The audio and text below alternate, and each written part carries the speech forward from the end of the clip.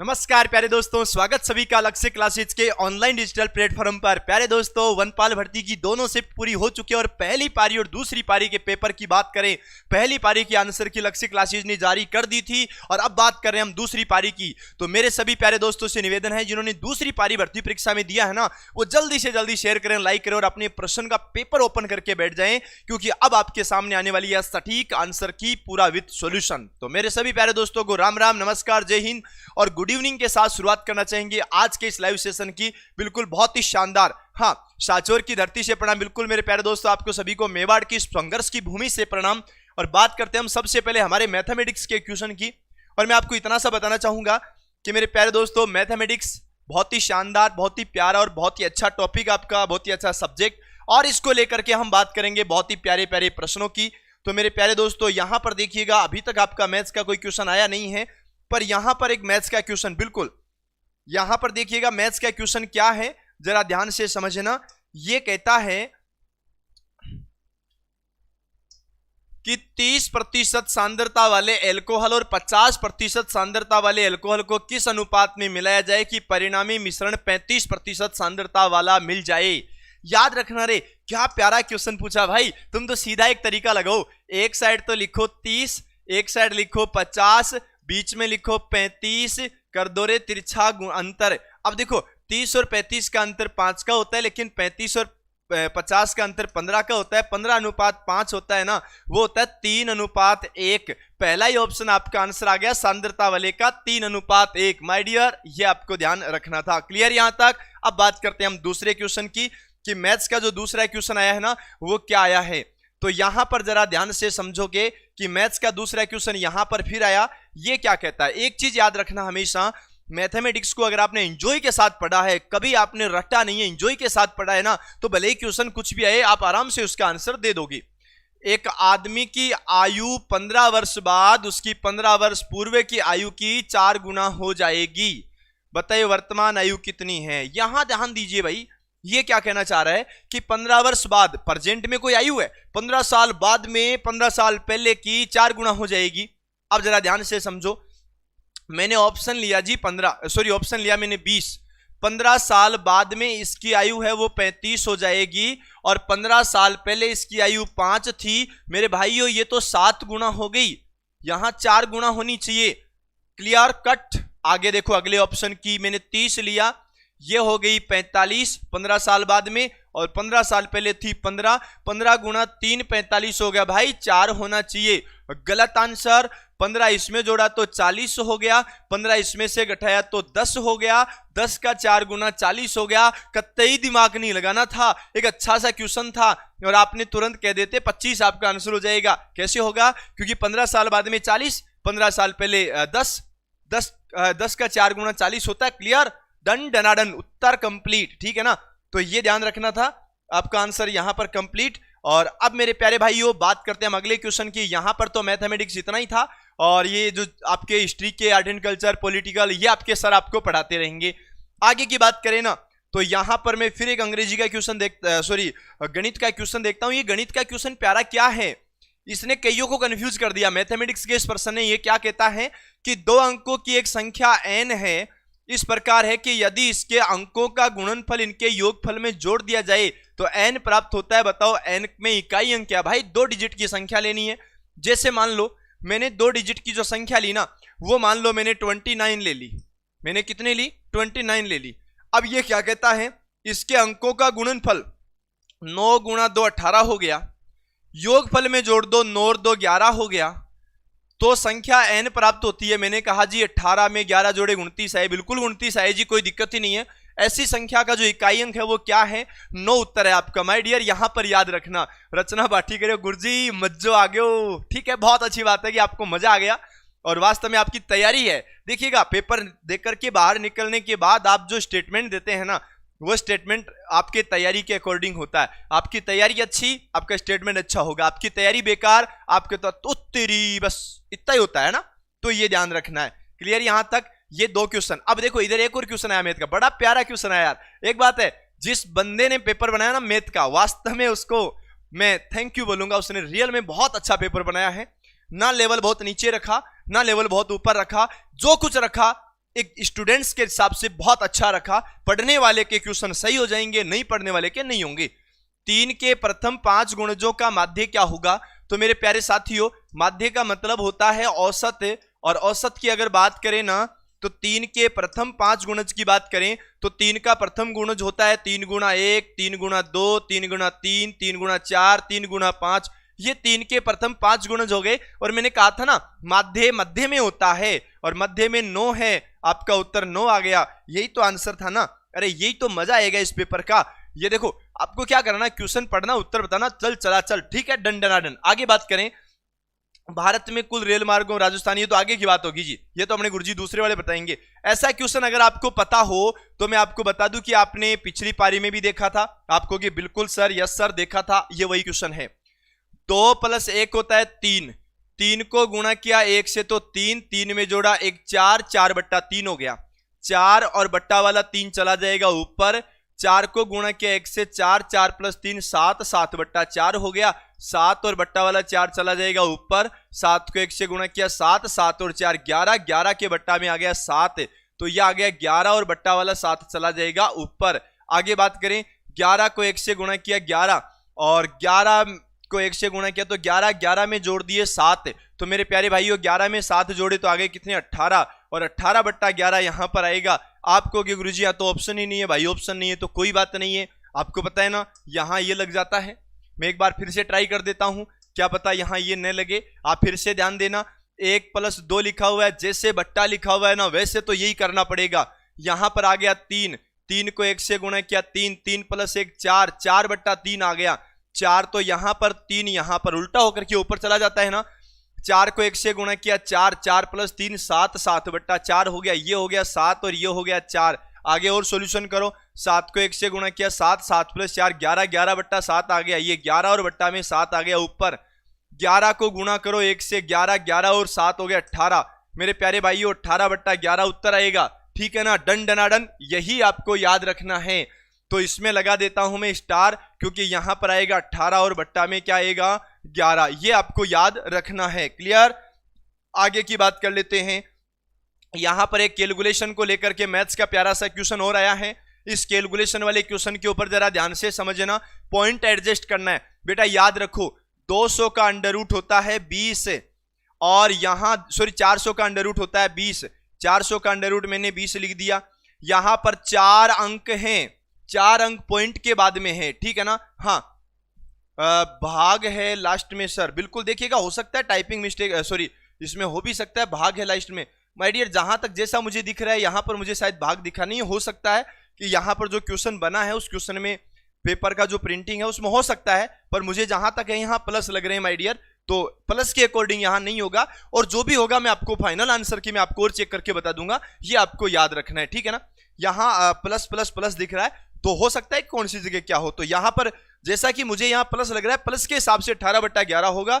और हो सकता है कि जिस पेपर से मैंने किया है, जो पेपर में आपके सामने लेके आया हूं, हो सकता है कि उसमें कोई प्रिंटिंग से हो, जो भी हो, यहां स्कैन करके लगाया, उससे भी हो सकता है माय डियर। तो उसका अपन फाइनल आंसर की में और देख लेंगे। यहां पर जान दो आप, तो ये क्या कहता है कि 400 का अंडर रूट निकालो, तो हमने कहा जी 20 होगा।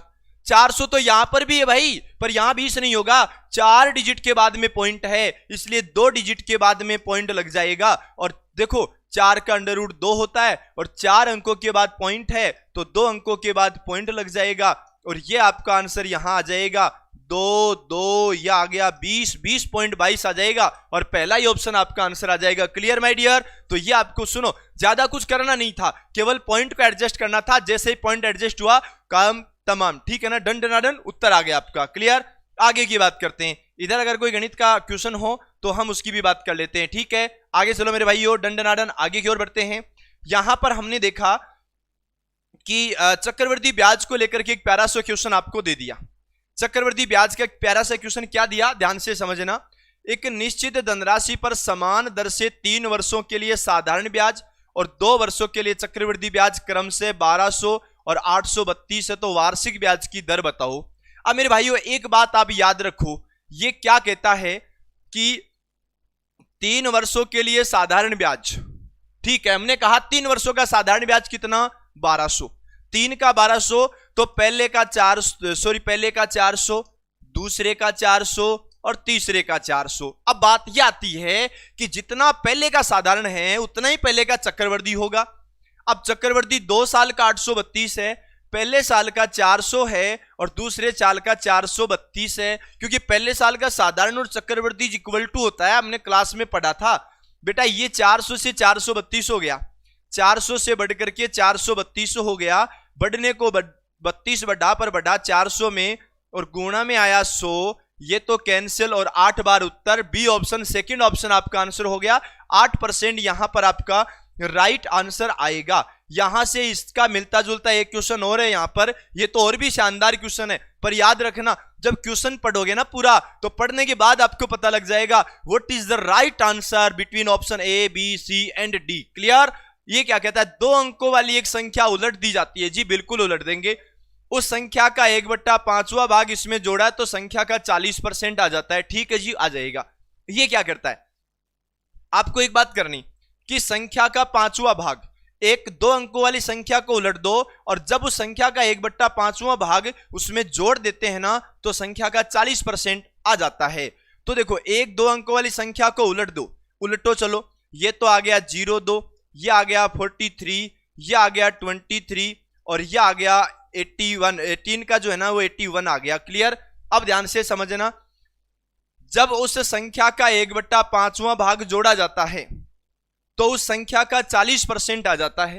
अब देखो, पहली बात याद रखो, 40% हमें निकालना, तो 40% हम किसी का भी निकालें। आप एक चीज याद रखो, जब 2 अंकों वाली संख्या को उलट देंगे और जब उस संख्या का 1/5वां भाग इसमें जोड़ेंगे तो 40। अब देखो, मैं इसका 1/5वां भाग लूंगा तो यहां पर आएगा 4।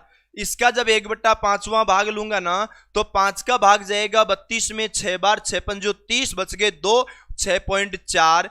और यहां 34 का 1/5वां भाग लूंगा ना तो 5 का भाग 6 बार और 6.8 और 18 का 5वां भाग लूंगा ना तो 5 गुणा 3 15, बच गए 30 पॉइंट हो गया 6। 3.6 चाहिए। अब सुनो, 2 अंकों वाली संख्या उलट दी जाती है और संख्या का 1/5वां भाग, अब सुनो 1/5वां भाग उस संख्या के 40% के बराबर। अब मैं एक काम और करता हूं, 20 का 40% निकालूंगा तो मुझे पता है कि 8 आएगा। दूसरा है 32 का 40% निकालूंगा, 40% को मेरे भाइयों 2/5 बोलते हैं, 2/5 बोलते हैं ना, तो तुमने 1/5 तो निकाल ही रखा है, 2/5 करना है तो याद रखो 32 का डबल हो गया 64, 6.4 12.8 आ जाएगा। और उसके बाद में 34 का निकालो तो 34 का जो 6.8 है ये 6.8 का डबल कर देंगे, 2/5 करना है ना, 8 का डबल 16, 6 का डबल 12 और 1 13, 13.6 आ गया। और इसका 18 का निकालेंगे ना तो 3.6, 18 वाला निकालेंगे तो 3.6 का डबल हो गया 7.2। अब क्या करना है, यहां पर एक चीज याद रखनी है, यह कहता है कि 2 अंकों वाली संख्या को उलट दो, जब उस संख्या में 1/5वां भाग जोड़ेंगे तो 40% उत्तर आएगा। अब मैंने कहा जी 40% इधर तो 8 आता है, ठीक है। हमने क्या किया कि 20 में इसने क्या किया कि देखो, जब संख्या 1/5वां भाग जोड़ा जाता है, 1/5वां भाग कौन है, 4, तो 0-2 में हमने 4 जोड़ा तो मेरे भाई 0-6 हुआ, लेकिन होना चाहिए 8, नहीं आएगा।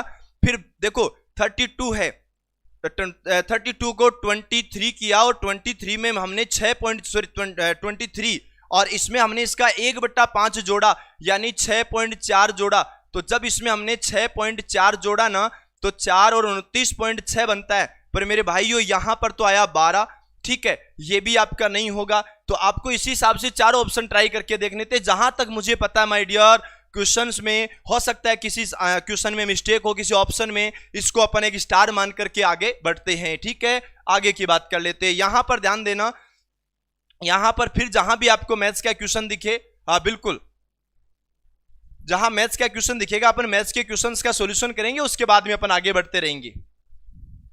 जहां भी हमें मैथ्स का क्वेश्चन दिखा और उसके बाद आपकी ज्योग्राफी वाले सर क्वेश्चन लेकर के आ जाएंगे, ज्योग्राफी वाले क्वेश्चन भी करते रहेंगे। बिल्कुल, बहुत अच्छा, बहुत ही शानदार। हाँ, यहां देखो एक मैथ्स का क्वेश्चन और आता है। ये क्या कहते हैं, ये कहते हैं कि बेटा, माता, पिता और दादा, यानी एक तो है बेटा, एक है माता, एक है पिता और एक है दादा, इन चारों का है, ठीक है। ये कहता है कि आयु का अनुपात 2, 7, 8, 12, 2:7:8:12 है। बेटे और माता की औसत आयु 27 वर्ष है। बेटा और माता ये हो गए 7 और 2 9, और इनकी औसत आयु 27 वर्ष है। अब देखो 27 से तो दोनों की 54 हो जाएगी, होगी या नहीं होगी। यहाँ 7 और 2 9 है, 9 के बराबर 54, 1 के बराबर 6। अगर 1 के बराबर 6 है ना, तो सीधी सी बात है कि 6 गुणा 2 12 हो गया, 6 गुणा 7 42 हो गया, 6 गुणा 8 48 हो गया, 12 गुणा 6 72 हो गया। जिसकी पूछे उसकी बता दो रे। 7 वर्ष बाद माता की आयु कितनी है? तो मेरे भाइयों अभी 42 है, 7 वर्ष बाद में 49 हो जाएगी। क्लियर यहां तक? डन डनाडन, ये ध्यान रखना, ठीक है। हाँ,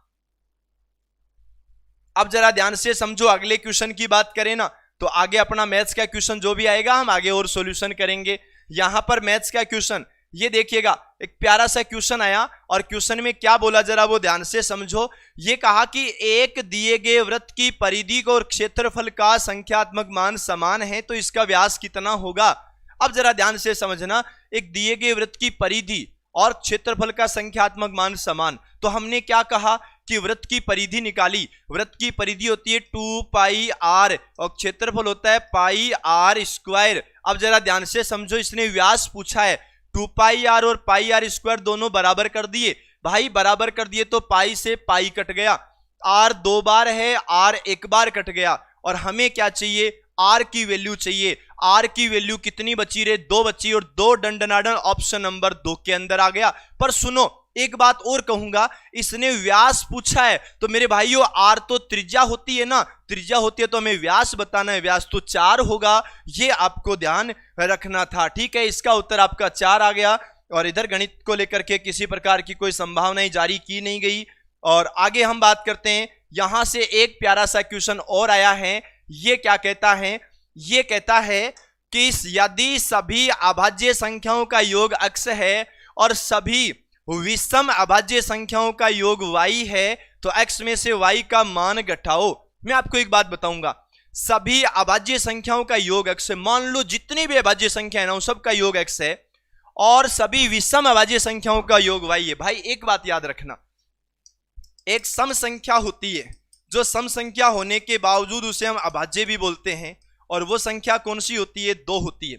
आप अगर सभी सम संख्याओं को जोड़ोगे ना, तब तो 2 को भी जोड़ना पड़ेगा, और विषम अभाज्य संख्याओं को जोड़ोगे ना, तब इसको काम में नहीं लोगे।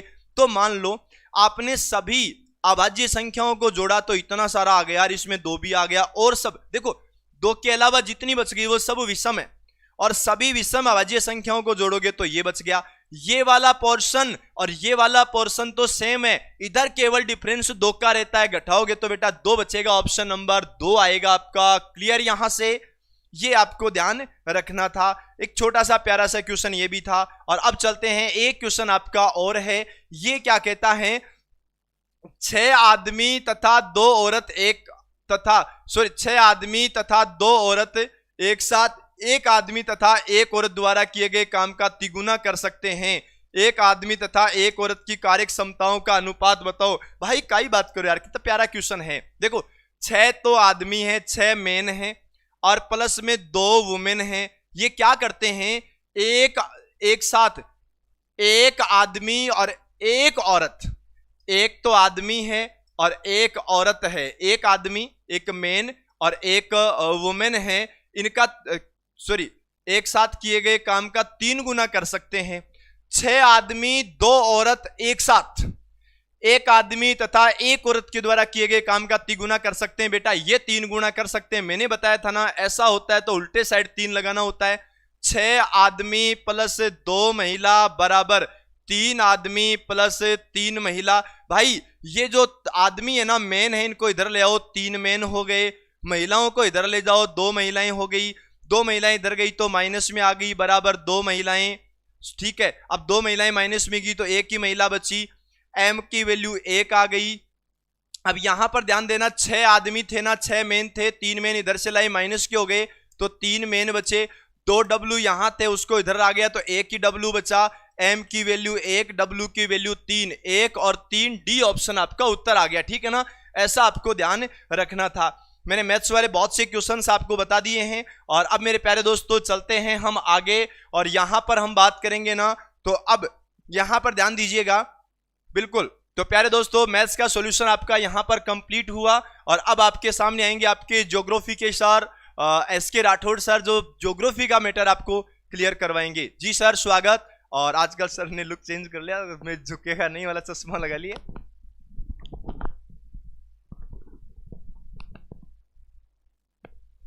हाँ भाई नमस्कार, राधे राधे सभी को। आप सभी का अभिनंदन और सभी का स्वागत है लक्ष्य क्लासेज में भाई। और आ जाओ भाई, वनपाल का सेकंड शिफ्ट का जो पेपर आया था वो पूरा हो चुका सफलतापूर्वक, और उसके आंसर की बात कर रहे हैं। अच्छा पेपर पूछा था, मॉर्निंग में भी अच्छा प्रश्न आए थे, और इस बार जो सेकंड वाली जो शिफ्ट में जो प्रश्न पूछे गए वो भी बहुत शानदार प्रश्न थे भाई। तो हम यहाँ पर बात करेंगे अभी वाले प्रश्नों में जो ज्योग्राफी के जो महत्वपूर्ण प्रश्न है उन सभी की हम यहाँ पर बात करने वाले हैं। तो सुनिएगा मेरी बात। सबसे पहले हम यहाँ पर स्टार्ट करते हैं ज्योग्राफी के उन प्रश्नों की जो आपके कौन कौन से प्रश्न पूछे गए हैं। तो सुनिएगा मेरी बात। सबसे पहला प्रश्न आता है, ये आपके ज्योग्राफी से संबंधी है भाई। खेतड़ी किस गांव में आता है? लोहा बनाने की भट्टियों का व्यवसाय। इतिहास का आ गया राजस्थान केसरी। फिर आता है राजस्थान में कौन सी आंतरिक प्रवाह की नदी आती है बेटा?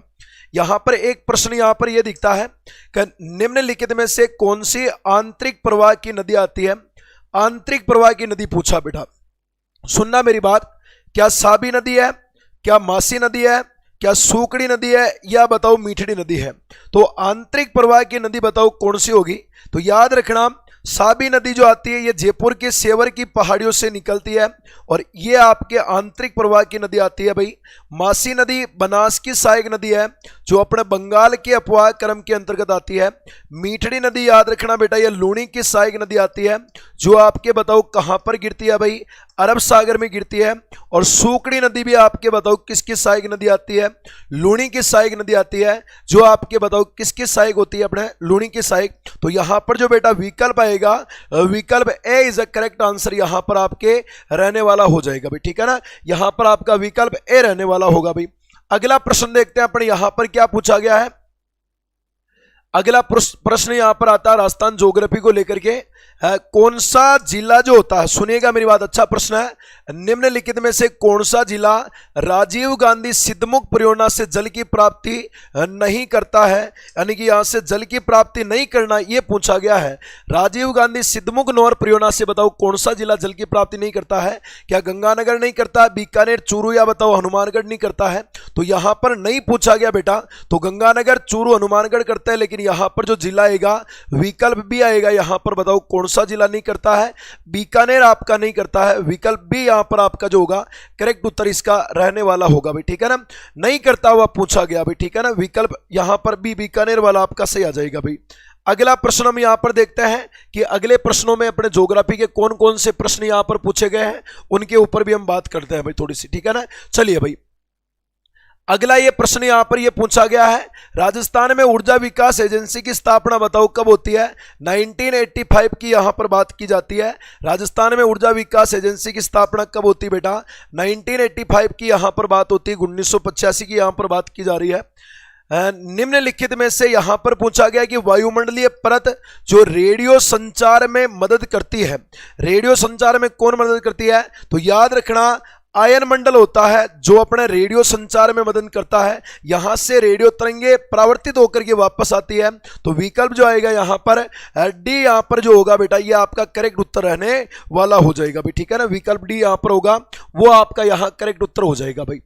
अगले प्रश्न के ऊपर चलते हैं अपन। ज्योग्राफी के ऊपर अगला प्रश्न कौन सा आता है? तो अगला प्रश्न यहां पर आता है भाई कि भरतपुर संभाग की बात यहां पर की जा रही है, जो बताओ कि कौन से कृषि जलवायु प्रदेश में आता है? तो भरतपुर और करौली जैसे ही अपने दिमाग में आता है ना, तो भरतपुर संभाग की यहां पर बात करें तो ये आपके बताओ कौन से जलवायु प्रदेश के अंतर्गत आते हैं? थर्ड बी के अंतर्गत आते हैं। विकल्प जो यहां पर डी होगा ये थर्ड बी यहां पर आपका करेक्ट उत्तर रहने वाला होगा।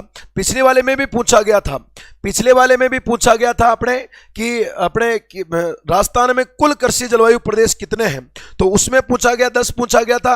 और इसमें भी याद रखना कृषि जलवायु प्रदेश से प्रश्न आया है। तो यहां पर थर्ड भी इसमें आपके अंतर्गत आता है, भरतपुर संभाग यहां पर आ जाएगा। अगले प्रश्न के ऊपर चलते हैं अपन। ज्योग्राफी का अगला प्रश्न और कौन सा आता है उसके ऊपर हम बात करते हैं भाई। यहां पर ये 3 प्रश्न आते हैं ज्योग्राफी के बारे में जिनको अपन ने यहां पर बात की है भाई। अगला प्रश्न देखिएगा, इसके अंतर्गत अपने ज्योग्राफी के कौन कौन से प्रश्न यहां पर पूछा गया है अगला प्रश्न ये पूछा गया कि राजस्थान के अंदर वर्मीक्यूलाइट कहां पाया जाता है।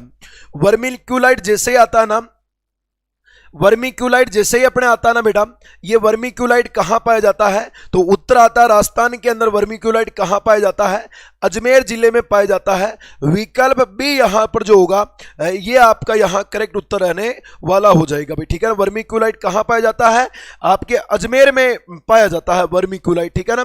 अगला प्रश्न यहां पर ज्योग्राफी का और कौन सा आता है, अगला प्रश्न ज्योग्राफी के बारे में क्या पूछा गया, वर्मीक्यूलाइट कहां पाया जाता है, इस वाले पेज के अंदर वर्मीक्यूलाइट के बारे में। हाँ भाई, ये एक प्रश्न इसके अंतर्गत अपने ज्योग्राफी का है, वर्मीक्यूलाइट कहां पाया जाता है, अजमेर में पाया जाता है भाई, ठीक है ना। अगला प्रश्न देखना यहां पर, अगला ज्योग्राफी के बारे में कौन सा प्रश्न पूछा गया है।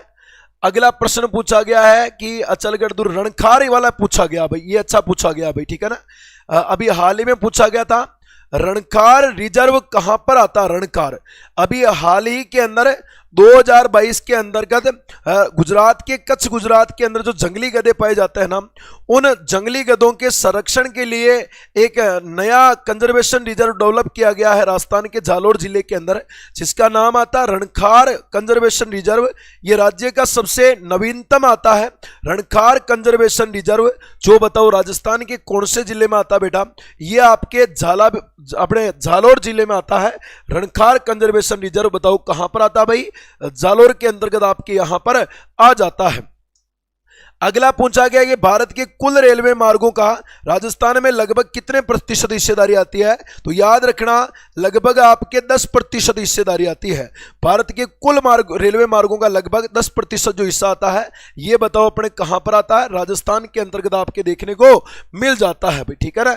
अगले प्रश्न के ऊपर बात करते हैं हम, अगले यहां पर और कौन कौन से पूछे गए। जो अगला प्रश्न पूछा गया है कि अगला प्रश्न यहां पर पूछा गया आमेर वाला बरड़ प्रदेश गोविंद बिलो गरासिया जनजाति के लिए कृपाल सिंह जी। अगला विश्व आदि दिवस बताओ, आदिवासी दिवस कब मनाते हैं, 9 अगस्त को मनाया जाता है विश्व आदिवासी दिवस। विश्व आदिवासी दिवस बताओ कब मनाते हैं, उत्तर आएगा 9 अगस्त को मनाया जाता है। विकल्प ए यहां पर जो होगा वो आपका करेक्ट उत्तर रहने वाला हो जाएगा भाई, ठीक है ना। विश्व आदिवासी दिवस 9 अगस्त को मनाया जाता है। अगला प्रश्न यहां पर क्या पूछा गया है, अगला प्रश्न यह पूछा गया कि पश्चिमी राजस्थान के अंतर्गत मृदा उर्वरता में अवनयन का प्रमुख कारण क्या होता है, तो मृदा उर्वरता में अवनयन का प्रमुख कारण क्या होता है, तो यहां पर अपने पवन अपर्दन की यहां पर बात की जाती है, ये यहां पर मुख्य रूप से कारण निकल के आ जाता है भाई, ठीक है ना। हाँ भाई, क्या पूछा गया, उत्तर पश्चिमी राजस्थान में मृदा अवनयन का प्रमुख कारण, ठीक है भाई। अगला क्वेश्चन यहां पर बात की जाती है कि अगला क्वेश्चन यहां पर क्या आता है भाई, क्या आता है उसके बारे में हम यहां पर बात करते हैं, सहेलियों की बाड़ी। चलो भाई अगले प्रश्नों के ऊपर हम चलते हैं, वो अपना यहां पर क्या कहता है जो भी, ठीक है ना। अगला प्रश्न यहां पर दिया गया है कि माही सुगंधा किस फसल की किस्म आती है भाई, माही सुगंधा। और माही सुगंधा सभी को पता है भाई किसकी किस्म आती है, तो उत्तर यहां पर आता है भाई माही कंचन और माही धवल मक्के की है, लेकिन याद रखना माही सुगंधा बताओ किसकी आती है भाई, चावल की किस्म आपके यहां पर आ जाती है भाई, चावल की किस्म आपके यहां पर आती है। गेब सागर झील बताओ कहां पर है, तो गेब सागर झील का संबंध बताओ कहां पर आता है, राजस्थान के डूंगरपुर जिले से आता है, जिसे एडवर्ड झील भी आपको यहां पर कहा जाता है भाई, ठीक है ना। हाँ भाई,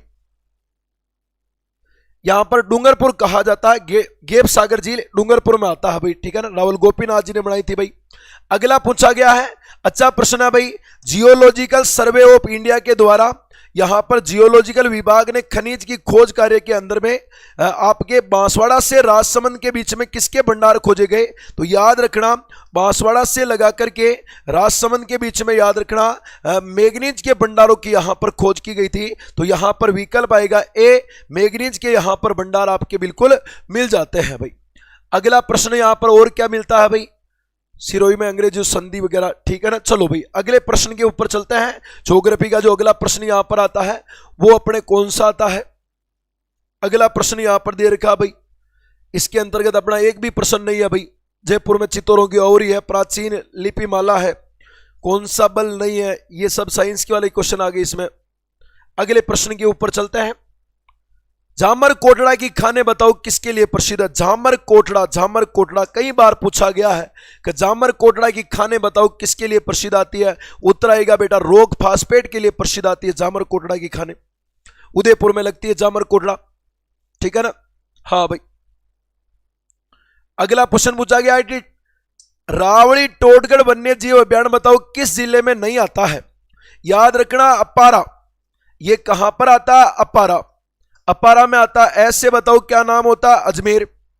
पास से बताओ क्या नाम होता है, पाली। और राज से बताओ क्या होता है भाई, राजसमंद में होता है। तो रावड़ी टोटगढ़ अभ्यारण्य बताओ कहां पर नहीं आता है, तो उत्तर आएगा यहां पर अपने टोंक में नहीं आता भाई, अजमेर पाली राजसमंद में आता है। राजस्थान का एकमात्र ऐसा अभ्यारण्य जिसका विस्तार 3 संभाग के 3 जिलों में आता है भाई, ठीक है ना। रावड़ी टोटगढ़ भाई, एक जिला पहुंचता तो अजमेर हो जाता भाई। अगला प्रश्न यहां पर क्या पूछा गया, ज्योग्राफी से संबंधित में। अगला प्रश्न यहां पर आता है व्रत राजस्थान। चलो भाई, 2 प्रश्न यहां पर आता है, एक तो जामर कोटड़ा वाला, एक टोटगढ़ वन्य जीव अभ्यारण्य वाला आता है भाई। अगले प्रश्न के ऊपर चलते हैं अपन। अगला प्रश्न यह पूछा गया कि वागड़ी बोली कहां पर बोली जाती है। वागड़ी बोली अर्जुन बीकानेर के अनूप से। अगला प्रश्न अच्छा प्रश्न है भाई, कौन सा सुमेलित नहीं है भाई। चंबल परियोजना राजस्थान और बताओ किसकी आती है, मध्य प्रदेश की आती है भाई। राजस्थान और एमपी की है, बिल्कुल सुमेलित नहीं पूछा गया है। माई बजाज सागर परियोजना राजस्थान और बताओ किसकी आती है, गुजरात की आती है। इंदिरा गांधी नहर परियोजना राजस्थान और यूपी के क्या नहीं आती है भाई, राजस्थान पंजाब हरियाणा की आती है, विकल्प सी आ जाएगा भाई, ठीक है ना। बाकी भाखड़ा नांगल राजस्थान पंजाब हरियाणा की आती है, इंदिरा गांधी पंजाब हरियाणा राजस्थान की है, इसके अंतर्गत आएगा आपका विकल्प सी आएगा, राजस्थान और यूपी, ये आपका संगत हो जाएगा भाई। अगला क्वेश्चन देखना भाई क्या कहता है, मालानी की पहाड़ियां कहां पर है, बाड़मेर और जालोर में आती है मालानी पर्वत श्रेणी। मालानी की पहाड़ियां कहां पर है भाई, बाड़मेर और जालोर में आती है मालानी, मालानी पर्वत श्रेणी बाड़मेर और जालोर आएगा भाई। राजस्थान में कौन सा मेला आदिवासियों का कुंभ कहलाता भाई, यह बेणेश्वर का मेला कहलाता भाई। माघ महीने की पूर्णिमा को लगता है, सोम माही और जाखम नदियों के संगम पर लगता है, उसे कहा जाता है। ताल छापर अभ्यारण्य बताओ किसके लिए प्रसिद्ध है भाई, काले हिरणों के लिए प्रसिद्ध है भाई, कृष्णमर्ग। जब भी हम पढ़ाते हैं तो बार बार कहते हैं कि काले हिरणों वाला प्रश्न सबसे फेवरेट है भाई, तो कृष्णमर्ग के लिए प्रसिद्ध है ताल छापर अभ्यारण्य चूरू वाला। अगला प्रश्न यहां से क्या निकल के आता है उसकी भी हम यहां पर बात करेंगे भाई। देखो भाई, उदयपुर वाला प्रश्न आ चुका है भाई, डबोक हवाई अड्डा बताओ कहां पर है भाई, डबोक डबोक डबोक हवाई अड्डा कहां पर है भाई, उदयपुर में आता है, महाराणा प्रताप के नाम से आता है भाई, डबोक हवाई अड्डा उदयपुर में है। कौन सा अभ्यारण्य राजस्थान में स्थित नहीं पूछा गया है, इसमें नहीं ज्यादा पूछे गए हैं भाई।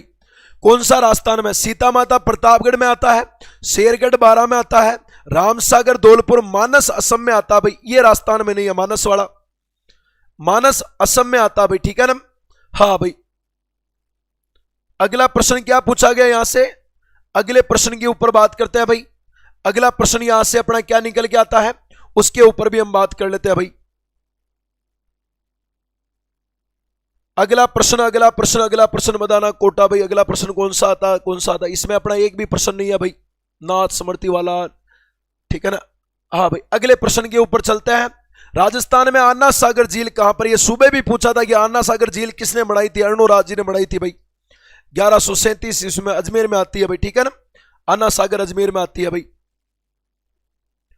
अगला प्रश्न पूछा गया, रेड क्लिफ रेखा किन के बीच में है, तो सभी को पता भाई, भारत और किसके बीच में है भाई, पाकिस्तान के बीच में रेड क्लिफ रेखा। अगला पूछा गया कि सड़क सुरक्षा संस्थान कहां पर है भाई, जयपुर में है भाई अपने सड़क सुरक्षा संस्थान। ये कुछ प्रश्न थे अपने, इसमें भी अच्छे प्रश्न पूछे गए, लगभग 20-22 प्रश्न यहां पर आपके आते हैं भाई। तो ये अपने ज्योग्राफी के कुछ प्रश्न थे। अब इतिहास वाले गुरुजी आ रहे हैं जो इतिहास के प्रश्न आपके सामने लेके आएंगे, तो गुरुजी आओ और वन नक्शे के प्रश्न आपके इतिहास गुरुजी वाले इतिहास के प्रश्न करवाएंगे, ठीक है ना। चलिए। हाँ जी, गुड इवनिंग सभी को, राम राम, राधे राधे। और आपने देखा होगा पेपर कि आज जो है ना बहुत ही अच्छे और शानदार वाले जो है ना क्वेश्चन हमने एग्जाम के अंदर देखे हैं। तो अपन देखेंगे सबसे पहले कि भाई के अपन इतिहास, हाँ इतिहास और कला संस्कृति से रिलेटेड प्रश्न जो है ना वो हम देखेंगे।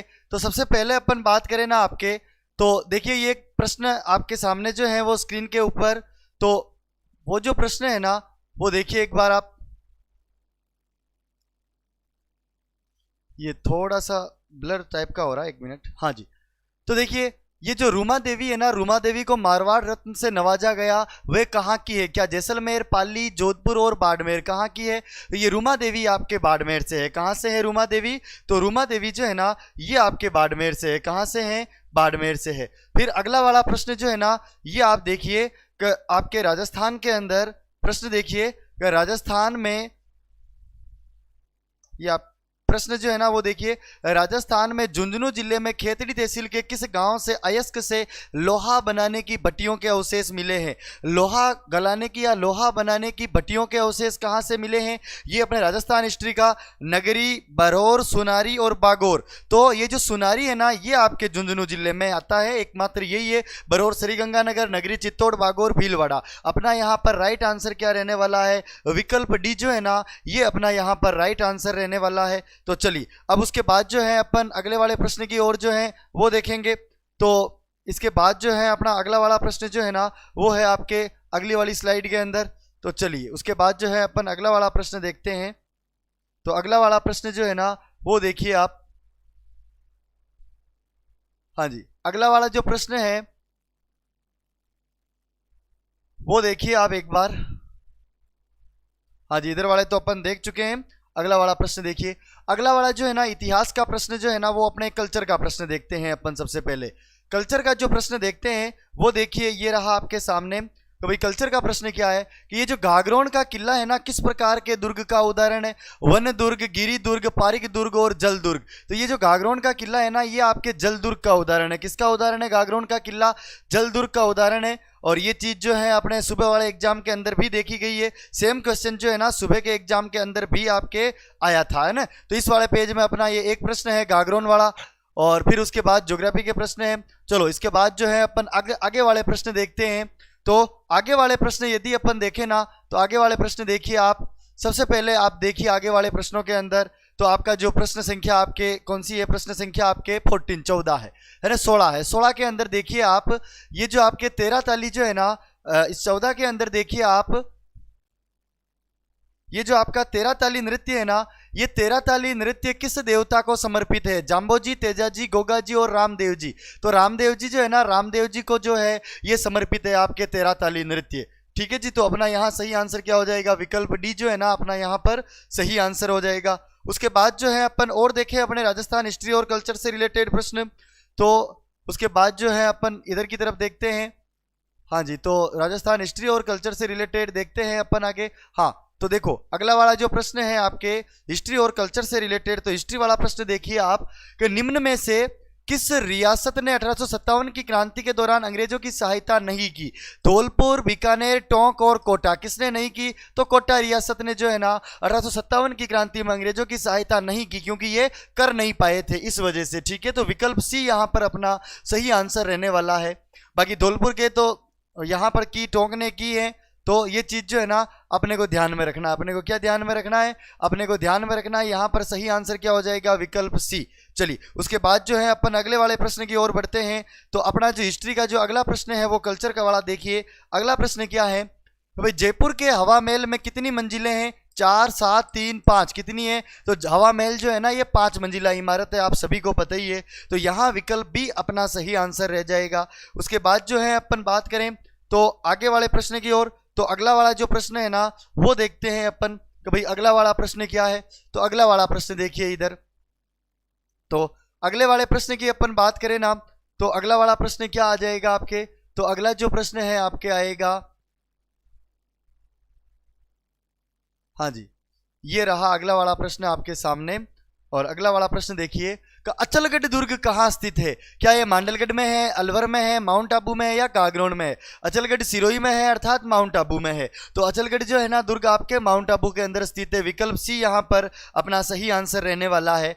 और उसके बाद हम अगला वाला प्रश्न देखें, तो अगला वाला प्रश्न जो है वो अपना अगला पेज पर है। तो चलो अगला वाला पेज देखते हैं अपन।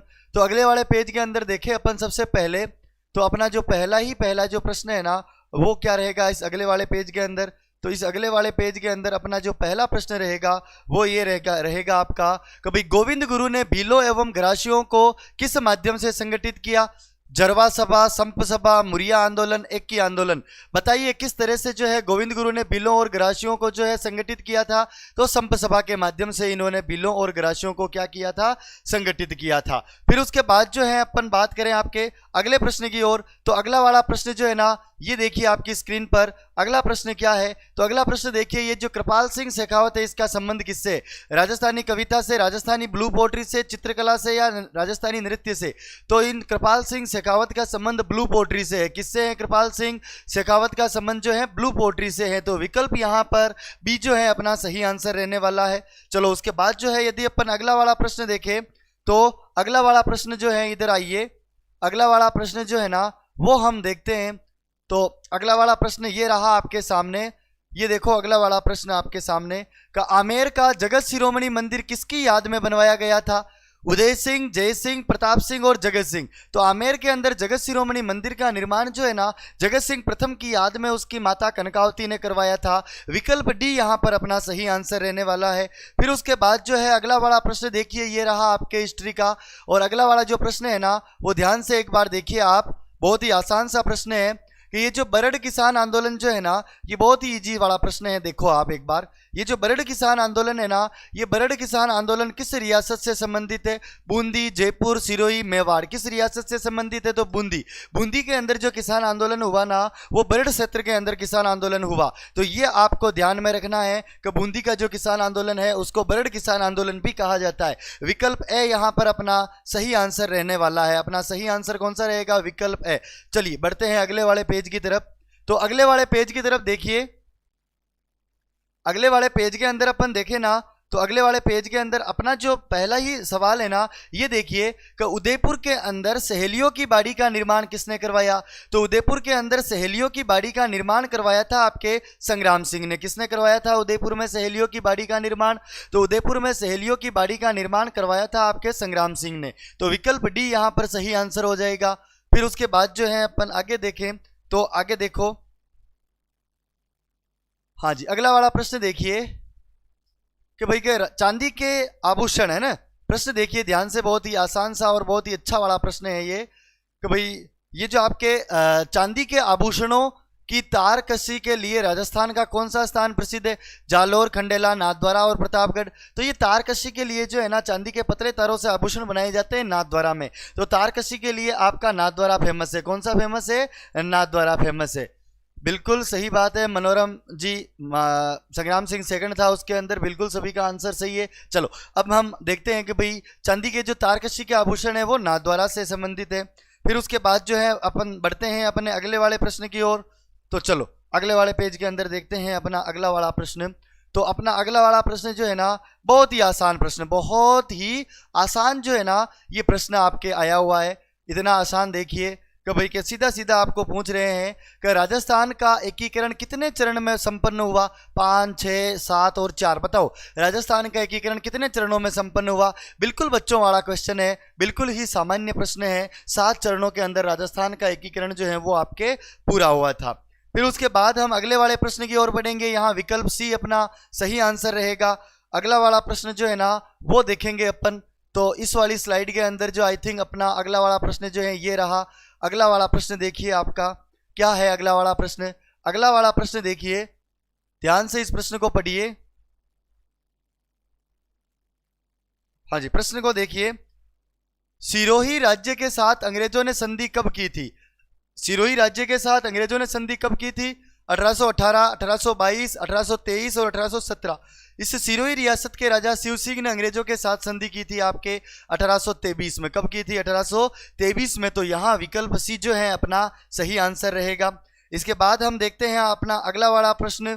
तो अगला वाला जो प्रश्न है ना वो अपने अगले वाली स्लाइड के अंदर जो है वो देखेंगे अपन। हाँ जी, बहुत ही आसान से प्रश्न जो है ना ये आए हुए हैं आज के इस वाले पेपर के अंदर। देखिए हम बात करें इस अगले वाले प्रश्न के अंदर, तो सबसे पहले देखिए कि उदयपुर के राजमहल में चितेरों की ओवरी की स्थापना किसने की? उदयपुर के राजमहल के अंदर चितेरों की ओवरी किसने बनाई थी? बताइए, ये चितेरों की ओवरी जो है ना, ये किसने बनाई थी? उदयपुर के राजमहल के अंदर हम बात करें इस चितेरों की ओवरी की, तो उदयपुर के अंदर जो है ना, ये चितेरों की ओवरी बनाई थी आपके जगत सिंह ने। किसने बनाई थी ये चितेरों की ओवरी? किसने बनाई थी? आपके जगत सिंह ने बनाई थी। किसने बनाई थी? जगत सिंह ने जो है ना। विकल्प यहां पर बी आपका सही आंसर रहने वाला है। सही आंसर क्या रहने वाला है?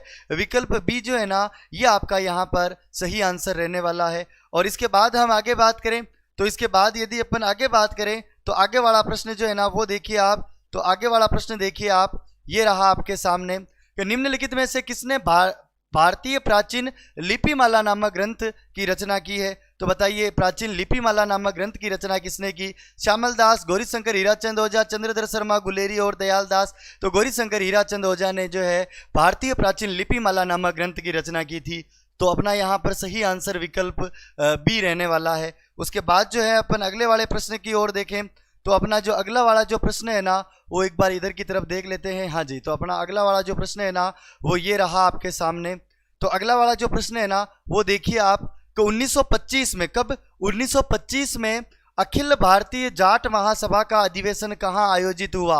नागौर, भरतपुर, सीकर और पुष्कर। तो 1925 ईस्वी में अखिल भारतीय जाट महासभा का अधिवेशन जो है ना, वो पुष्कर में आयोजित हुआ। कहाँ पर आयोजित हुआ था? आपके पुष्कर के अंदर आयोजित हुआ था। तो विकल्प सी अपना यहाँ पर सही आंसर रहने वाला है। तो फिर उसके बाद जो है अपन अगले वाले प्रश्न की ओर बढ़ते हैं। तो अगला वाला जो प्रश्न है वो देखिए कि भाई आपके पोमचा क्या है ना? ये पोमचा वाला तो आपको आता ही होगा कि भाई कि ये पोमचा क्या है। भाई बताओ, देखें, आप बताना है आपको कि ये पोमचा क्या है। तो बहुत ही आसान सा क्वेश्चन है ये पोमचा। तो देखिए इस पोमचा को और बताइए कि क्या है। ये रंगाई की शैली है, पद्य शैली है, बर्तन गढ़ने की शैली है या चित्रकला शैली है? तो पोमचा जो है ना आपके एक रंगाई की शैली है। पोमचा क्या है? आपके रंगाई की शैली है। तो विकल्प ए यहाँ पर अपना सही आंसर रहने वाला है। और उसके बाद जो है अपन अगले वाले प्रश्न की ओर बढ़ते हैं। तो अगला वाला प्रश्न जो है ना, वो देखिए अपना। तो अगला वाला प्रश्न कौन सा रहा अपना? तो अगला वाला जो है प्रश्न आपका ये रहा आपके सामने। तो अगला वाला प्रश्न देखिए कि भाई कि राजस्थान, वृहत राजस्थान है ना, प्रश्न देखिए आप। वृहत राजस्थान का राज प्रमुख जो है वो किसे नियुक्त किया गया है ना? एकीकरण के चौथे चरण में वृहत राजस्थान का राज प्रमुख किसे बनाया गया, ये पूछा जा रहा है। क्या हनुवंत सिंह जोधपुर को बनाया, या लक्ष्मण सिंह को बनाया, या भीम सिंह को, या सवाई मान सिंह सेकंड को? तो एकीकरण के चौथे चरण के अंदर वृहत राजस्थान में राज प्रमुख बनाया गया आपके सवाई मान सिंह सेकंड को। किसको बनाया गया? सवाई मान सिंह को। विकल्प डी यहाँ पर सही आंसर रहने वाला है। कौन सा रहेगा? तो विकल्प डी जो है ना, ये अपना यहाँ पर सही आंसर रहने वाला है। इसके बाद फिर अपन अगले वाले प्रश्न की ओर देखें। तो अगला वाला जो प्रश्न है वो देखिए भाई आपके। तो अगला वाला जो प्रश्न है ना, वो देखिए राजस्थान में, ये वाला रहा आपके सामने। राजस्थान के अंदर आपके किसान आंदोलनों के जनक, राजस्थान में किसान आंदोलन के जनक के रूप में किसे जाना जाता है? विजय सिंह पथिक, जाबरमल शर्मा, गोकुल भाई भट्ट और कोमल कोठारी। बताइए, राजस्थान में किसान आंदोलन का जनक किसे कहा जाता है? विजय सिंह पथिक को। किसान आंदोलन का जनक किसे माना जाता है? आपके विजय सिंह पथिक को जो है राजस्थान के अंदर किसान आंदोलन का जनक जो है ना, वो आपके माना जाता है। राजस्थान के अंदर किसान आंदोलन का जनक किसे माना जाता है? विजय सिंह पथिक को। तो यहाँ पर अपना विकल्प ए जो है ना, अपना यहाँ पर सही आंसर रहने वाला है। फिर उसके बाद जो है अपन अगले वाले प्रश्न की ओर बढ़ेंगे। तो अगला वाला प्रश्न जो है ना, वो आपके सामने ये रहा। तो अगला वाला प्रश्न देखिए एक बार आप। तो अगला वाला जो प्रश्न है ना, वो देखिए आप ध्यान से एक बार। तो अगला वाला प्रश्न क्या है? अगला वाला प्रश्न देखिए, निम्नलिखित बीकानेर के शासकों में से किसने खानवा के युद्ध में राणा सांगा की ओर से भाग लिया? राव कल्याणमल, महाराजा राय सिंह, राव लूणकरण और राव बीका। बताइए किसने जो है, जो आपके खानवा के युद्ध में सांगा की तरफ से भाग लिया? तो राव कल्याणमल ने लिया था। फिर उसके बाद जो है अपन अगले वाले प्रश्न की ओर देखते हैं। तो आपका जो राजस्थानी कल्चर का अगला जो प्रश्न है वो कौन सा है? तो अगला वाला प्रश्न देखिए एक बार ध्यान से आप। ये जो वागड़ी है ना, ये राजस्थान के किस क्षेत्र के अंदर बोली जाती है? तो वागड़ी राजस्थान के अंदर जो है ना, आपके डूंगरपुर और बांसवाड़ा के अंदर। तो विकल्प बी अपना यहाँ पर सही आंसर रहने वाला है। ये वागड़ी कहाँ बोली जाती है? डूंगरपुर और बांसवाड़ा के अंदर बोली जाती है। कहाँ पर बोली जाती है? डूंगरपुर और बांसवाड़ा के अंदर जो है आपके ये वागड़ी बोली जाती है।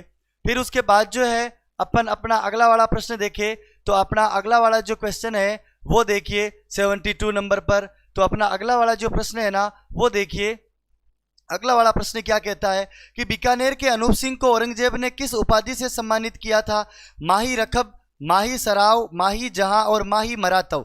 माही मरातीब की उपाधि से जो है सम्मानित किया गया अनूप सिंह को। यहाँ पर विकल्प डी अपना सही आंसर रहने वाला है। फिर उसके बाद हम आगे वाले प्रश्न को देखें तो आगे वाला प्रश्न देखिए। आगे वाला प्रश्न बहुत ही सामान्य सा प्रश्न है कि निम्नलिखित में से किसने करौली को अपनी राजधानी बनाया था? करौली को अपनी राजधानी किसने बनाया था? तो धर्मपाल द्वितीय। धर्मपाल द्वितीय ने, धर्मपाल सेकंड ने करौली को अपनी राजधानी बनाया था। तो यहाँ पर विकल्प सी जो है ना वो सही आंसर है। सही आंसर क्या हो जाएगा? विकल्प सी यहाँ पर सही आंसर हो जाएगा। धर्मपाल सेकंड जो है इसने करौली को अपनी राजधानी बनाया था। तो चलिए बढ़ते हैं अपन अपने अगले वाले प्रश्नों की ओर।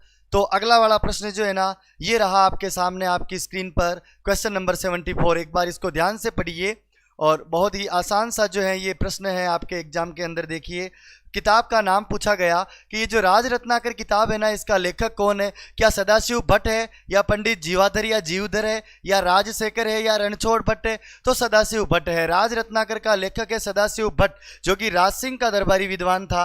तो अपना विकल्प ए जो है ना यहाँ पर सही आंसर रह जाएगा। फिर उसके बाद हम अगले वाले प्रश्न की ओर बढ़ते हैं। तो अगला वाला प्रश्न जो है ना वो हम इधर देखते हैं कि अगला वाला प्रश्न अपना कौन सा है। तो अगला वाला जो अपना राजस्थान हिस्ट्री और कल्चर से जो प्रश्न आया है आपके वो आदिवासियों का कुंभ जो है आपके करवा दिया गया। ये कल्चर का क्वेश्चन है और बेणेश्वर धाम जो है आपके नवा टापरा डूंगरपुर के अंदर। फिर उसके बाद हम अगले वाले प्रश्न की ओर बढ़ते हैं। तो अगला वाला प्रश्न जो है ना ये देखिए आप। अगले वाले प्रश्न के अंदर जो है ना सबसे पहले अपन बात करें तो आपकी स्क्रीन के सामने ये रहा अगला वाला प्रश्न। अगला वाला प्रश्न देखिए आप कि निम्नलिखित में से किस किले को मयूर ध्वज गढ़ भी कहा जाता है? तो मेहरानगढ़ किले को कहा जाता है। मयूर ध्वज गढ़ किसको कहा जाता है? मेहरानगढ़ को कहा जाता है। विकल्प ए अपना यहाँ पर सही आंसर रहने वाला है। उसके बाद जो है अपन अपना अगला वाला प्रश्न देखें तो अगला वाला प्रश्न ये देखो आपकी स्क्रीन के सामने, सभ्यताओं से रिलेटेड है हिस्ट्री के अंदर। तो अगला वाला प्रश्न देखिए, निम्नलिखित में से किसने कालीबंगा सभ्यता की खोज की थी? तो कालीबंगा सभ्यता की खोज की थी अमलानंद घोष ने 1952 ईस्वी के अंदर। कब की थी? 1952 ईस्वी के अंदर। विकल्प डी अपना यहाँ पर सही आंसर रहने वाला है। फिर उसके बाद हम आगे वाले प्रश्न देखें यदि तो अपना जो अगला वाला प्रश्न है वो रहा आपके सामने। ये देखिए 85 नंबर के ऊपर जो है आपका 85वां प्रश्न देखिए आप। तो 85वां प्रश्न आपके दे रखा है कि ये जो आपके देवनारायण भगवान है ना तो देवनारायण जी का मुख्य पूजा स्थल कहाँ स्थित है? तो आसिंद में स्थित है। देवनारायण जी का मुख्य पूजा स्थल कहाँ पर स्थित है? आसिंद के अंदर जो है आपके देवनारायण जी का मुख्य पूजा स्थल जो है वो स्थित है। और उसके बाद जो है अपन अगले वाले प्रश्न को देखेंगे। तो अगला वाला जो है ना वो देखिए आपके सामने। तो अगला वाला प्रश्न जो है ना ये रहा आपके सामने। अगला वाला प्रश्न 90 नंबर पर देखिए। कौन सा वाला प्रश्न है? 90 नंबर पर ध्यान से देखिए। प्रश्न आपको पूछा जा रहा है त्रिपुरा सुंदरी का मंदिर कहाँ स्थित है? बदाना, कोटा, तलवाड़ा, बांसवाड़ा, अकोला, चित्तौड़, तन्नौर, जैसलमेर। तो ये तलवाड़ा बांसवाड़ा के अंदर जो है ना आपके त्रिपुरा सुंदरी माता का मंदिर है। तो विकल्प बी अपना यहाँ पर सही आंसर रहने वाला है। फिर इसके बाद जो है अपन अगले वाले प्रश्न की ओर देखें। तो अगला वाला जो आपका प्रश्न है ना वो देखिए आप, क्वेश्चन नंबर 92 92 नंबर पर जो प्रश्न है ना वो देखिए आप। 92 के अंदर पूछा गया नाथ प्रशस्ति राजस्थान की किस रियासत से संबंधित है? तो मेवाड़ रियासत से संबंधित है। नाथ प्रशस्ति राजस्थान की किस रियासत से संबंधित है? मेवाड़ रियासत से जो है आपके ये नाथ प्रशस्ति संबंधित है। विकल्प बी यहाँ अपना सही आंसर होगा। फिर उसके बाद जो है अपन आगे बात करें तो अपना अगला वाला जो प्रश्न है वो देखिए। अपना अगला वाला प्रश्न जो है ना वो कौन सा है? तो अगला वाला प्रश्न जो है आपका ये आपके 97 नंबर पे जो है अपना अगला वाला प्रश्न देखिए।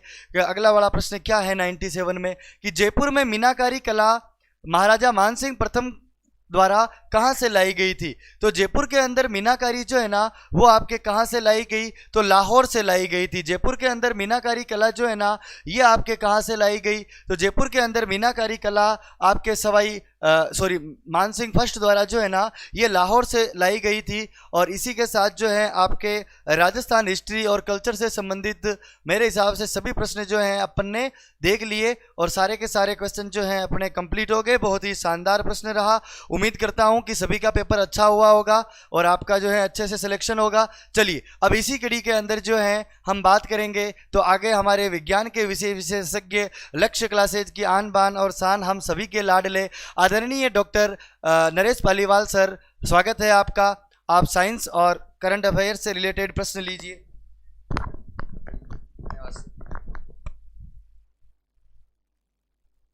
बिल्कुल आप सभी का स्वागत है लक्ष्य के प्लेटफॉर्म पर। बिल्कुल अपन जो बचे हुए पोर्शन है उसको मैं पूरा करवाऊंगा आपके साथ में। बिल्कुल फटाफट वीडियो को लाइक कर देना, शेयर कर देना और जल्दी से जल्दी आंसर की तरफ बढ़ते हैं। हमारे पहले सवाल की तरफ बढ़ते हैं और पहला जो सवाल आपके क्या दिया हुआ था, फर्स्ट जो सवाल की बात करें, रूमा देवी को मारवाड़ रत्न से नवाजा गया था और वो उसका संबंध कहां से है, उनका संबंध तो कि बाड़मेर से है। किससे हैं? बाड़मेर से हैं। इसके अलावा बात करें अगले वाले सवाल की, अगले वाले सवाल जो हमारा है वो हमारा सवाल है कौन सा, 4 नंबर है। कौन सा है? 4 नंबर है।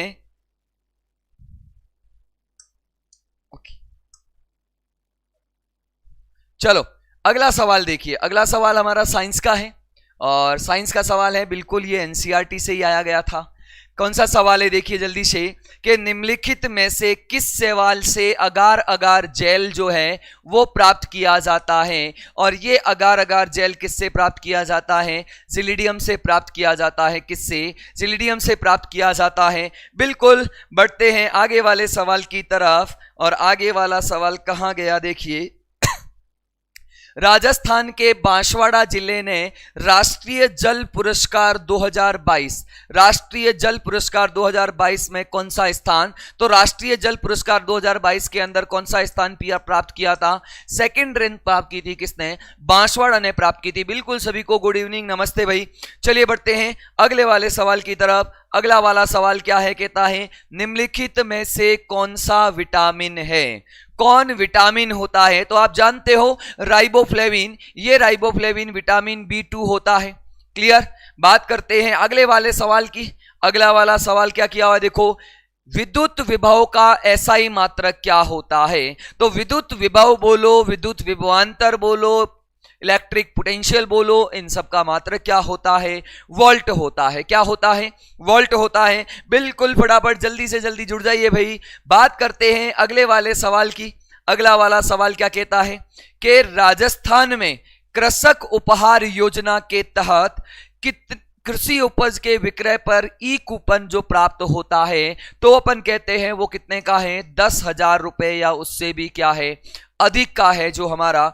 चलो बढ़ते हैं अगले वाले सवाल की तरफ। अगला वाला फिर हमारा साइंस का सवाल है, निम्नलिखित में से कार्बन परमाणु के द्वारा कौन सी, देखो कार्बन की बंध क्षमता 4 ही होती है और 4 होती है तो sp, sp2 और sp3, ये 3 ही दर्शा सकता है, 3 से ज्यादा नहीं दर्शा सकता। यानी sp3d अवस्था जो है संकरण की वो नहीं दर्शा सकता है। कौन? तो कि हमारा कार्बन जो होता है। चलो भाई बढ़ते हैं अगले वाले सवाल की। अगला वाला सवाल कहां है देखिए, अगला वाला सवाल देखिए भाई, अपना वाला सवाल ये रहा। देखिए क्या कह रहा है, कंज्यूमर सर्विस रेंटिंग के अंदर टोटल भारत के अंदर 4+ ऐसे 4 डिस्कॉम ऐसे हैं जिनको A+ मिला, उसमें से 2 राजस्थान के हैं हमारे। और राजस्थान के कौन है? ये जयपुर और जोधपुर डिस्कॉम है जिनको A+ कैटेगरी मिली है। क्या मिली है भाई? A+ कैटेगरी मिली है। चलिए भाई बढ़ते हैं अगले वाले सवाल की तरफ। अगला वाला सवाल कहां कहता है देखिए, अगला वाला सवाल ये रहा, डिजिटल बाल मेला और यूनिसेफ के संयुक्त तत्वाधान में 2022 से प्रदेश भर में अभियान मैं हूं बाल सरपंच, इसकी शुरुआत कब की गई है? तो कि 2 अक्टूबर से। अरे कहां से? 2 अक्टूबर से की गई है। 2 अक्टूबर गांधी जयंती के दिन से शुरुआत की गई थी इसकी। चलो भाई अगले सवाल की तरफ बढ़ते हैं। अगला सवाल देखो भाई क्या है, तो देखो अगला सवाल देखिए, हमारा अगला सवाल कौन सा है? तो अगला सवाल ये रहा देखिए कि स्माइल कार्यक्रम का संबंध, स्माइल यानी मुस्कान और स्माइल कार्यक्रम का संबंध किससे है? शिक्षा के क्षेत्र से है, बच्चों के स्कूल के अंदर एडमिशन से संबंधित है हमारा ये। फिर कह रहा है साइंस का सवाल है अगला, जल्दी जल्दी बताते जाइए भैया कि कुंडली में प्रेरित धारा की दिशा, तो प्रेरित धारा की दिशा ज्ञात करने के लिए फ्लेमिंग के राइट हैंड रूल का यूज किया जाता है। फ्लेमिंग के राइट हैंड रूल का, फ्लेमिंग के दाएं हाथ के नियम का उपयोग किया जाता है। ठीक है भाई, अगले सवाल की तरफ बढ़ते हैं। अगला सवाल क्या कहता है देखिए, तो अगला सवाल यह है कि हमारा करंट का क्वेश्चन कहां गए। चलो भाई अगला सवाल देखते हैं अपना। अगला सवाल क्या कहता है, तो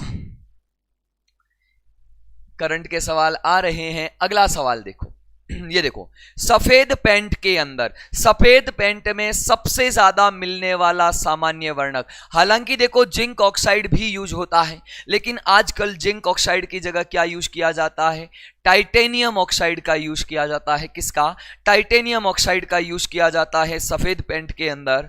चलो भाई बढ़ते हैं अगले सवाल की तरफ। अगला सवाल देखो क्या कहता है, देखिए अगला सवाल, और अगला सवाल आ रहा है हमारा कि टेलीमेडिसिन योजना का उद्घाटन किया गया है। टेलीमेडिसिन योजना, और टेलीमेडिसिन योजना का उद्घाटन कहां से हुआ है भाई? भीलवाड़ा से हुआ है। कहां से हुआ है? भीलवाड़ा से हुआ है भाई टेलीमेडिसिन योजना। ये करंट के सवाल थे। इस बार भी साइंस के टोटल 15 सवाल आए थे हमारे। कितना सवाल आए थे भाई? 15 सवाल आए थे साइंस के। चलो भाई बढ़ते हैं अगले वाले सवाल की तरफ हमारे। अगला वाला सवाल क्या कहता है? अगला वाला सवाल देखिए, कहता है विषाणु मुक्त पौधे कैसे तैयार किए जाते हैं? तो विषाणु मुक्त पौधे हमारे किसे? बर्ड कल्चर से तैयार किए जाते हैं। कलिका संवर्धन से विषाणु मुक्त पौधे जो है वो तैयार किए जाते हैं। चलिए भाई अगले सवाल की तरफ बढ़ते हैं। अगला सवाल देखिए कौन सा है। अगला सवाल कहता है निम्न में से कौन सा संपर्क बल, कौन सा संपर्क बल यानी असंपर्क बल नहीं है? असंपर्क बल, असंपर्क का मतलब होता है बिना कांटेक्ट में आए दूर ऑब्जेक्ट पर लग जाता है, जबकि संपर्क ये कह रहा है असंपर्क बल नहीं है। इसका मतलब कौन से बल की बात कर रहा है? संपर्क बल। और घर्षण बल एक प्रकार का हमारा कैसा होता है? संपर्क बल होता है। कैसा होता है? संपर्क बल होता है भाई। अगले सवाल की तरफ बढ़ते हैं। अगला सवाल क्या कहता है? देखो, सबसे अधिक आघात वर्धनीयता का गुण, ये मैंने आपको शायद कल या परसों ही करवाया था। आघात वर्धनीयता का सबसे ज्यादा गुण कौन सी धातु में पाया जाता है? सोने में पाया जाता है। किस में पाया जाता है?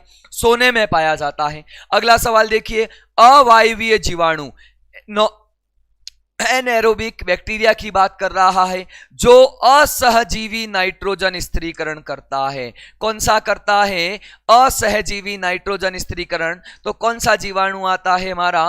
क्लोस्ट्रीडियम जीवाणु आता है, जो हमारा क्या कहता है? अवायवीय जीवाणु जो असहजीवी नाइट्रोजन स्थिरीकरण करता है। बिल्कुल भाई, राम राम, स्वागत है आपका। चलो भाई बढ़ते हैं अगले वाले सवालों की तरफ। अगले वाले सवाल के अंदर अगर हम देखें तो देखो, दुग्ध उत्पादक संबल योजना, दुग्ध उत्पादक संबल योजना दुग्ध उत्पादकों के लिए है कि 5 रुपए प्रति लीटर दूध के हिसाब से प्रोत्साहन राशि दी जाएगी। कितने? 5 रुपए प्रति लीटर के हिसाब से दी जाएगी। ये क्लियर? चलो भाई अगले सवाल की तरफ बढ़ते हैं। मुख्यमंत्री चिरंजीवी स्वास्थ्य बीमा योजना, ये तो हर कोई जानता है भाई। 1 मई 2021 से इसकी शुरुआत होती है मुख्यमंत्री चिरंजीवी स्वास्थ्य बीमा योजना से। बिल्कुल श्याम जी मीणा, आपका स्वागत है भाई। ठीक है, गुड इवनिंग आपको। अगला सवाल देखिए क्या कि निम्नलिखित में से किस यौगिक में कार्बोक्सिलिक यानी COH ग्रुप पाया जाता है? ये किस में पाया जाता है? एस्पिरिन में पाया जाता है। ये अम्ल जरूर होते हैं, लेकिन इनके अंदर अपन COH ग्रुप की बात नहीं है कि किसके अंदर उपस्थित होता है, ये अपने को पढ़ना था। क्लियर? चलो अगले सवाल की तरफ बढ़ते हैं। अगला सवाल कौन सा है? देखिए भाई अगला सवाल हमारा है, कौन सा दिया हुआ है? देखिए अगला सवाल देखिए, ये रहा अगला सवाल। एक जिला एक उत्पाद, एक जिला एक उत्पाद में जयपुर के लिए कौन से उत्पाद? तो आप जानते हो जयपुर के लिए क्या आ जाएगा? Blue pottery. क्या आएगा? ब्लू पॉटरी आएगा हमारा। कि एक जिला एक उत्पाद कार्यक्रम के तहत जयपुर में निम्नलिखित में से किस उत्पाद को चिन्हित किया गया है? तो किसको किया गया है? ब्लू पॉटरी को किया गया है। क्लियर? चलो भाई अगले सवाल की तरफ बढ़ते हैं। अगला सवाल क्या कहता है? चलो अगले सवाल, हमारे सवाल की तरफ बढ़ते हैं। ये रहा अगला सवाल आप सभी के सामने। ये रहा अगला सवाल कि किसी विद्युत धारावाही सीधी लंबी परिनलिका के भीतर की बात कर रहा है। परिनलिका के भीतर चुंबकीय क्षेत्र, तो कि परिनलिका के भीतर किसी भी बिंदु पर चुंबकीय क्षेत्र कैसा होता है? एक समान होता है। कैसा होता है? एक समान होता है भाई। चलिए भाई बढ़ते हैं अगले सवाल की तरफ। अगला सवाल क्या है? देखिए अगला सवाल देखिए भाई, यहां तो मैथ्स के सवाल आ गए हैं। अगला सवाल देखिए कौन सा है? तो चलो भाई अगला सवाल हमारा देखिए कौन सा है कि अगस्त 2022 में राजस्थान सरकार ने जल और पर्यावरण संरक्षण के लिए किस देश के साथ भागीदारी की है? किस देश के साथ में? तो आप जानते हो किसके साथ भागीदारी की है? डेनमार्क के साथ। किसके साथ भागीदारी की है? डेनमार्क के साथ राजस्थान सरकार ने भागीदारी की है। इसके अलावा अपन बात करें अगले वाले सवाल की। अगला वाला सवाल क्या कहता है? राजस्थान वानिकी एवं जैव विविधता परियोजना, राजस्थान वानिकी एवं जैव विविधता परियोजना ये किस बैंक के द्वारा या किसके द्वारा प्रायोजित है? तो ये है जापानी अंतरराष्ट्रीय कोऑपरेशन एनर्जी JICA के द्वारा। किसके द्वारा? JICA के द्वारा जो है ये क्या है? प्रायोजित है हमारी। ठीक है भाई, चलो अगले सवाल की तरफ बढ़ते हैं। अगला सवाल कौन सा है? देखिए अगले सवालों की साइंस के सवाल है, देखते हैं कौन से साइंस के सवाल बचे हुए हैं। तो हमारे अगले तो एक सवाल और पड़ा है, सबसे ज्यादा दिमागी क्षमता। दिमागी क्षमता का मतलब है क्रेनियल कैपेसिटी। क्रेनियल कैपेसिटी, कपालीय क्षमता जो है कौन से मानव में पाई जाती थी? तो ये तो आप जानते हो निएंडरथल मानव। किसमें? निएंडरथल मानव के अंदर। क्लियर है? समझ में आ गया भाई? चलो बढ़ते हैं आगे की तरफ। आगे वाला कह रहा है इंसुलिन हार्मोन। इंसुलिन हार्मोन का सिक्रेशन कौन करता है? तो आप जानते हो इंसुलिन हार्मोन का सिक्रेशन लैंगरहैंस द्वीपिकाओं की बीटा सेल, अग्नाशय ग्रंथि के अंदर लैंगरहैंस द्वीपिकाएं पाई जाती है, उनके अंदर अल्फा बीटा डेल्टा सेल होती है, उनमें बीटा सेल के द्वारा इंसुलिन का सिक्रेशन होता है।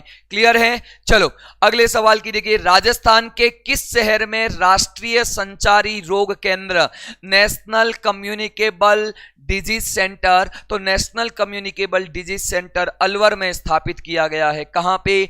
अलवर में स्थापित किया गया है। चलिए भाई बढ़ते हैं अगले वाले सवाल की तरफ। तो अगले वाले सवाल हमारे बचे ही नहीं है तो बिल्कुल, और ये आपका वनपाल और वनरक्षक का पेपर था, और पेपर का लेवल बिल्कुल ज्यादा कह नहीं सकते कि पेपर हार्ड था, मीडियम लेवल का था। कुछ पोर्शन हार्ड था तो कुछ सिंपल। साइंस के कुछ सवाल हार्ड भी थे, कुछ सिंपल भी थे। टोटल 15 सवाल थे। सुबह वाली शिफ्ट में भी 15 थे, इसमें भी कितने थे? 15 थे। बिल्कुल आप सभी का बहुत बहुत धन्यवाद भाई लक्ष्य क्लासेस से जुड़ने के लिए। जय हिंद।